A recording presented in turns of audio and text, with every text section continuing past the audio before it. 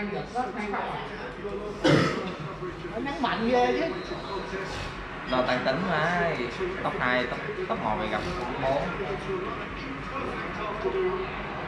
Nói đẹp quá ha, xong cũng đẹp nó đẹp.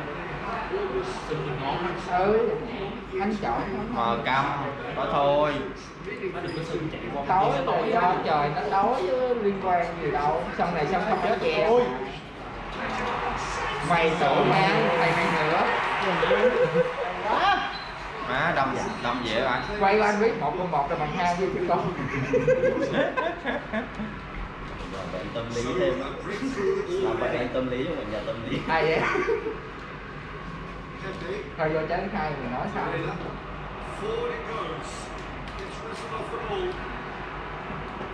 Johan cho lên cánh phải là thấy phí không Johan luôn á. Thủ anh đi xét nghiệm nước tiểu. Cái cánh trái chứ, phí không Johan luôn, Johan nó giữa. Có sự nghi ngờ là trong nước tiểu của anh mà có chất kích thích á. Nó CB, CM á, AM chứ. Cái AM nó càng kinh lắm. Johan nó tiền đạo cánh trái. Thịnh tí đá với anh Dũng nó như Thịnh. Anh đi ngủ rồi tí nữa đá cơ. Quay kìa. Đá Thịnh kìa. Có giải rồi. Đá ngoại mà. Đá lật Thịnh đi. Vậy là em là coi điểm á. Ừ. Nhưng mà vẫn được 25.000, có cơ hội trên 25.000. Mày mà anh Hùng chắc ăn mẹ giải rồi. Anh Hùng là mới Tiền nào cuối bàn đó là kinh điển được. tao xếp để tao xếp. Trong cái giải của mình làm gì có cái chữ random em. Dạ. Trời ơi. Trời ơi. Ủa rồi. Xong về. Thôi ghi 3-0 bây giờ mình nghỉ sớm thôi. Ghi 3-0 là mình nghỉ sớm đây chứ. Thời tiết biết được. Nhật đang buồn. Xong rồi. Ta mẹ mưa nữa. Mình đá trận 1 Rocky đi Nhân. Rồi.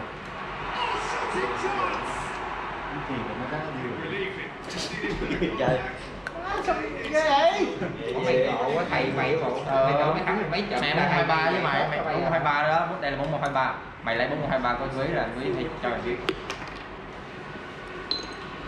Xong trận này quý sẽ nói là con chưa đủ khả năng để đá đội hình gì đâu. Rõ ràng hai bên đều là chơi đều là 2-3 hết mà mày đã không được.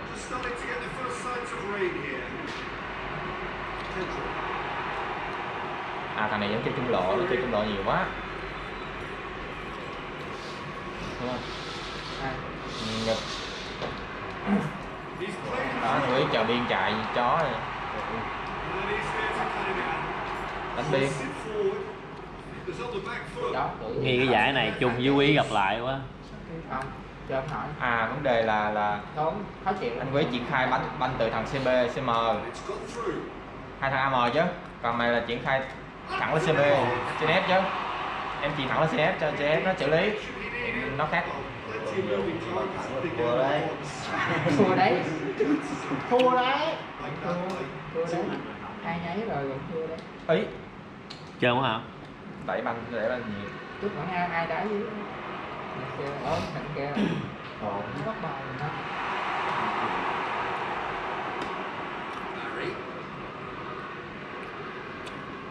Có cái này em chưa biết chứ thủ môn của đội giải vừa rồi là học trò của Quý.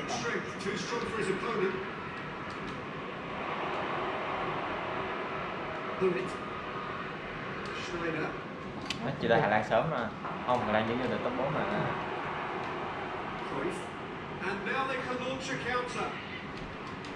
Trời quá. Hà Lan mà đụng Brazil của anh Hùng mà gãy thì chia tay à. Trong lúc mà tinh thần đang đi xuống thì khả năng cao lắm rồi.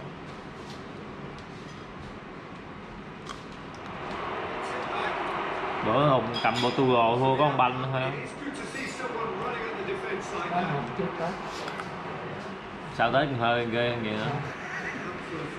Không có ai được có học dịch vô.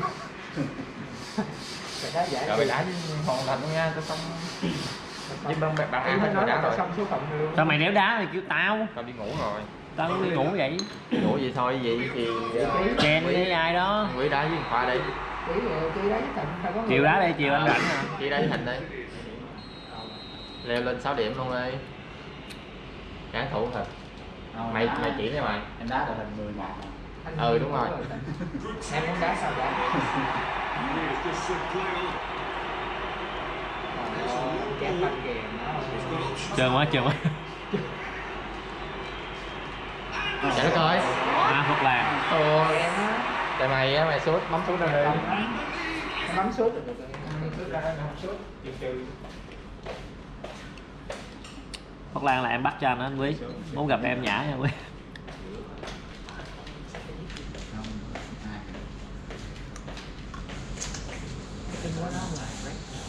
Em đừng nói vậy tí. Em đừng nói. Trả được cái không? Nói rồi. Nó sút nó không có lọn đạ. Thử tâm. Cho nó sinh cục.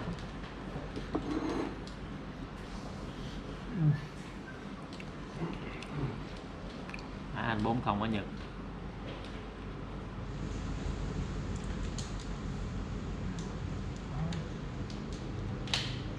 Trời ơi.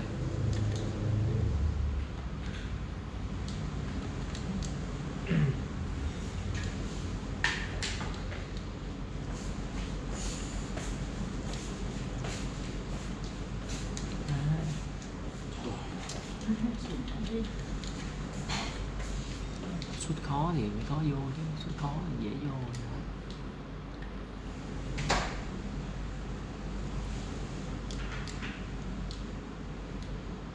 Má Phúc Lan năm 2010 trở lại.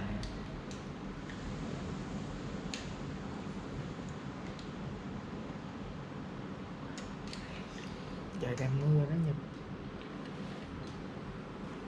Xí đó.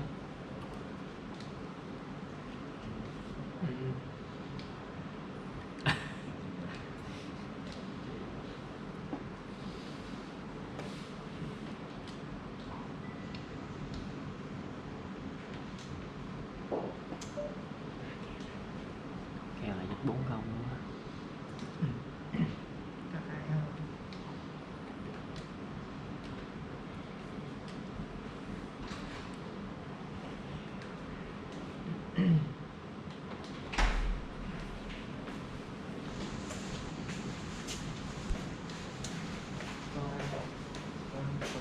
Sao nó sáng quá ta?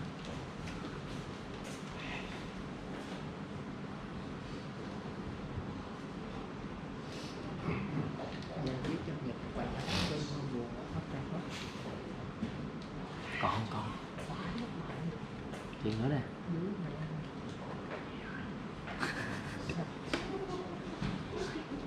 Hỏi nó mũ rồi.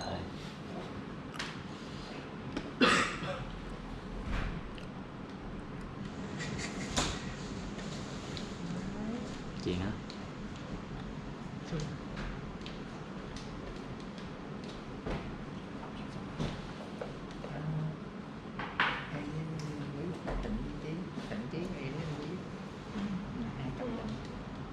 Không biết ai nói trước ai nói sau, tự sắp xếp nha. Anh Quý có tinh thần ra nữa anh đi đây. Ủa cho anh nãy vô 4-0 mà. Cái gì?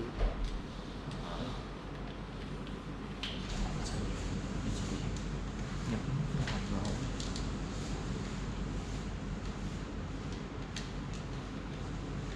Nó mất tinh thần của tao là đã đéo lại luôn, hiểu không?